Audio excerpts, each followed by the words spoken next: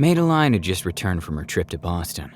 She was really exhausted after so many hours of flying, but she wanted to see her friends. She wanted to tell them how the past few weeks had been. She had arranged to meet them at 9:30 p.m. for dinner at her favorite pizza place. Then they would spend the whole night at Aaron's house, watching horror movies and eating popcorn. When she arrived at the pizzeria, none of them were there. She called Aaron, but he wasn't answering the phone. Were they going to leave me at the last minute? She thought in disgust. But just then Marta appeared, interrupting her thoughts and bringing a smile to her face. Soon after, Aaron arrived. He had left his cell phone charging at home, and that's why he didn't answer Madeline's call. Angel was the last one to show up. He was always late everywhere, so they weren't surprised. It was already past 22 o'clock when they went inside and started to eat dinner, and the evening went by very quickly with all the young ladies' anecdotes. They finished and went to Aaron's house. It was time for a session of the best horror movies, but just as he was about to open the door, "No way, I forgot my keys inside the house, and my parents won't be back until tomorrow," Aaron told her, knowing that this spoiled the plan they had for that night. They were not discouraged and began to think about what options they had.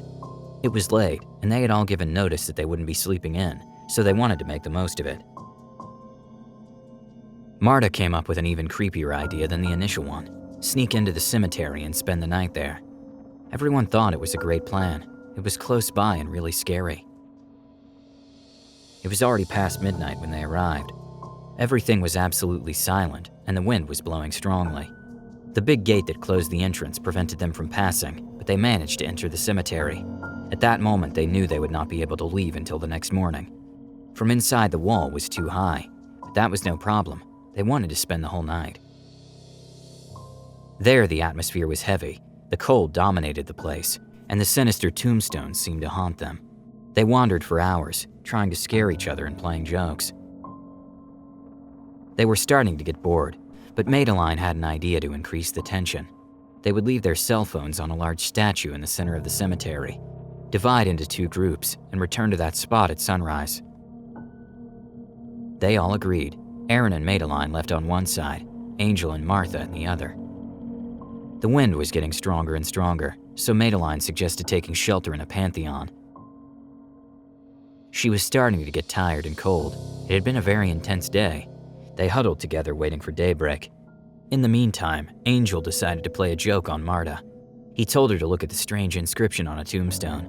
When she got lost trying to read it, he left quietly so he could scare her in the dark. Marta realized she was alone.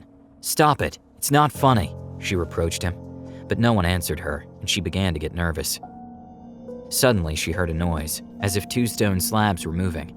"Angel, stop!" she shouted. Again, she got no response. She looked everywhere for his friend, but he was nowhere to be found. At first, she thought it was a practical joke, but after a while without finding him, she became overwhelmed. Tears flooded her eyes. The thought of whether something had happened to Angel tormented her, so she decided to return to the meeting point. There was no one there. It was still hours before dawn. She grabbed her cell phone to call for help, but she had no reception. There was nothing she could do. She was locked in that terrifying cemetery. So she simply sat down to wait for the sun to rise and her friends to return. At dawn, Aaron and Madeline returned to the place where they had arranged to meet, but there was still no sign of Angel. He vanished. Marta explained to them what had happened, while she kept crying.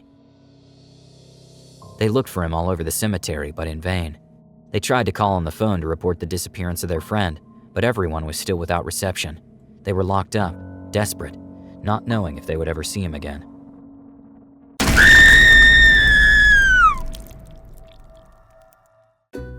If you enjoyed this video, don't forget to like it. And if you want to see more Draw My Life videos, subscribe to our channel. See you on the next episode.